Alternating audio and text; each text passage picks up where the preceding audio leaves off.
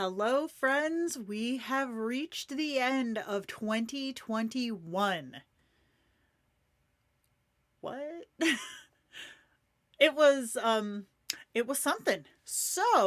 Um we're like really close to the end, okay? This weekend is literally January 1st, and I have just finished my 2022 planner.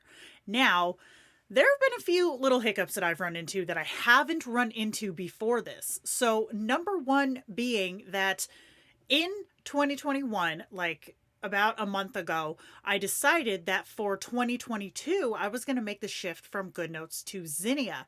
Well, I started doing that and I did some testing, everything was great. And then I ran into the biggest snag in Snagland. When I import square planners into Zinnia, it changes their size from my planner size, which is 1024 by 1024, up to 3066 by 3066. So it's keeping it square, but it's blowing it up almost 3 times as big. Now, why is this a problem? Well, I haven't been in Zinnia long enough to know how it handles really, really big files. So I've seen how Goodnotes does it. I've seen how Metamoji did it. I've seen how other apps like Notability handle it, and it's not great. It's not necessarily a limitation of the apps themselves, it's a limitation of the app developers that has been put on them by Apple. Meaning, each app, regardless of how much memory or how much RAM you have on your device, is only allotted a certain amount of memory in order to function. This is a limitation by Apple. It has nothing to do with the developers. So, that limit, from what I understand, has been stretched a little bit for iPads that have the larger memory, which mine does. But again, I don't trust it. I don't want to get, knee deep into the year and have my app just keep crashing. So I've sent a few messages off to the developers of Zinnia. They're aware of the problem. They're working on the problem.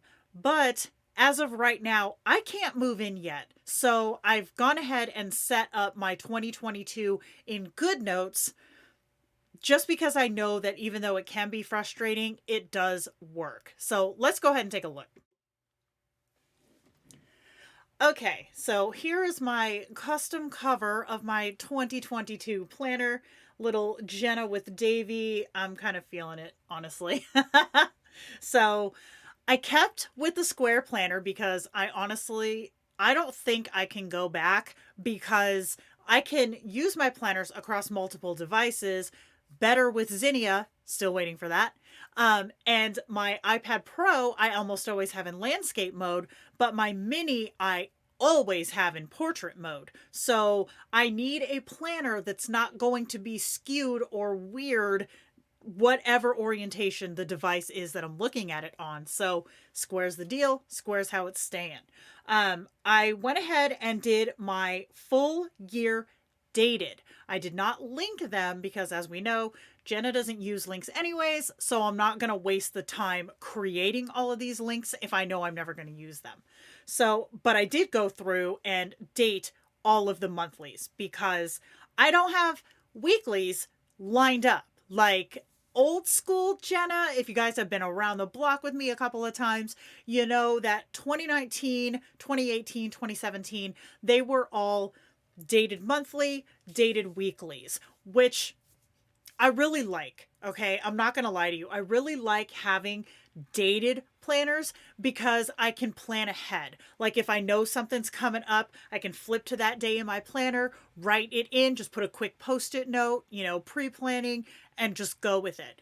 I do miss that. However, my planner FOMO has kind of taken over and made it to where I want to be able to live in the same planner for the entire year, but not be tied down to one weekly layout.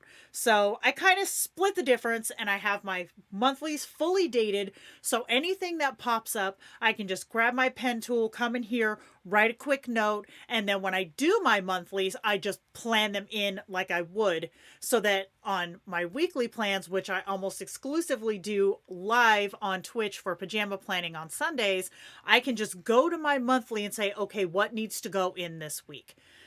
It's an extra step, but I feel like it's, for me, a worth it step, because now I have all these different weeklies that I can use, so I don't feel like I'm missing out when it comes to planning throughout the year. So all of my weeklies are dated. I do have a bunch of crap written in here for stuff that I need to remember. And funny side note, my 2021 planner, in December, I had like my December page, and then you turn it and there's just like lined paper. Literally, that lined paper was just a bunch of dates with stuff I needed to remember to put into my 2021. So that's one thing I did do as soon as I pulled this in, was I went to those notes and I wrote them all in on the dates that they need to be handled on, like Zinnia renewing, my podcast thing renewing, like a bunch of stuff like that. So all that's already written in here. I have not moved in yet, okay? I have not moved into this planner yet, aside from writing those notes. So this is all just rando dates. So then we come here. Now, this is where my planner gives me the flexibility to stay in it all year. I've gone through and created, gosh, we'll have to count, a bunch of different layout options that I can just plug and play depending on what I'm feeling for that week. This spread right here, the one that we're looking at, was the spread that I lived in for 2 solid years digitally when I first switched to digital planning. This is the first layout that I made, and it's the one that I stuck with. So I always keep this one in here in case I'm feeling like a little bit nostalgic, but I almost never use it. But I do like having it in here. And then we've got just this squares, some little grid action here. Oh man, I've done this one live before. This is a hard layout to do. Got the vertical, horizontal, a little Hobonichi style moment. This one's kind of fun. And you'll notice that a lot of these have 8 sections, and that's because I like to have a section for like keeping track of my social medias, things that I have to get done that week but that don't have a specific day. Stuff like that I usually put in the 8th space. Little dot grids. This one I really like. I like to use this spread a lot. And then this year I fell in love with this concept, which is just a bunch of random boxes thrown on the page that you just pick a day and put it in there. So I have a bunch of these that I've made. And a lot of them I haven't tried yet, because when I created this planner, I took all of my old layouts from my 2021, but then I also created a bunch more, so I would have more options to play with. So a lot of these are new that I have not used yet. Like this one. This is cool. I like that. That one's new. This one's new. So this one I designed with these 2 empty spaces on the top row there, so that I could do like maybe some deco pieces, or I could do like some checklists. Who knows where that's going to end up. But then we've got a bunch more of different style fun square layouts. Oh, that looks fun. I like that. Okay. And then we come to just a single piece of lined paper. And if I remember right, this is the end. Oh, we have a blank. A single line and a blank page. Now, last year, I went nuts. I had the blank page, I had the lined page, I had the craft paper, chalkboard paper, gray paper. Like, no lie, I kind of went nuts with papers. I literally only used this one.